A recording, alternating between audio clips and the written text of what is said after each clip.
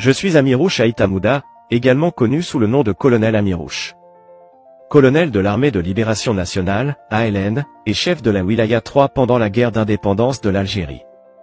Je suis né le 31 octobre 1926 dans le village de Tassafé à Ougmoun, l'une des villages d'Iboudraran dans les montagnes de Djurdjura en Algérie. J'ai rejoint le mouvement pour le triomphe des libertés démocratiques à Guilizan, où j'ai travaillé dans un magasin en plus de mon activisme politique, qui consistait à distribuer des tracts, à communiquer des instructions et à faire de la publicité pour le mouvement et à collecter des cotisations. Mon activité était intense et remarquée, ce qui a conduit les autorités françaises à m'arrêter 2 fois, la première en 1947 et la deuxième en 1948. Après avoir été acculé, j'ai voyagé en France en 1950 pour poursuivre mon activisme politique avant le déclenchement de la Révolution de libération 2 mois plus tard. Je suis ensuite retourné en Algérie pour rejoindre ses rangs dans la région d'Ain El Hammam.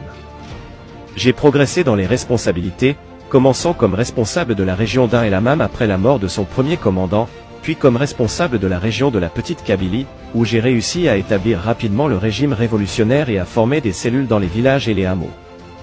À la fin de l'année 1955, j'ai été promu au grade de sous-lieutenant et j'ai réussi à faire face à tous les plans établis par l'ennemi. Ma sagacité a été mise en évidence lors de la surveillance de l'organisation de sécurité de la conférence de Soumam, malgré le fait que la zone ait été encerclée par plus de 60 000 soldats français. J'ai ordonné l'intensification des opérations militaires dans les zones avoisinantes pour tromper l'ennemi et j'ai préparé 5 compagnies armées pour surveiller directement la sécurité des participants à la conférence, en plus de l'aide apportée par les habitants. Au printemps 1957, j'ai effectué une mission en Tunisie où j'ai rencontré les leaders de la révolution là-bas et j'ai contacté certains responsables des premières et deuxièmes wilayas, dont Si El Hawass.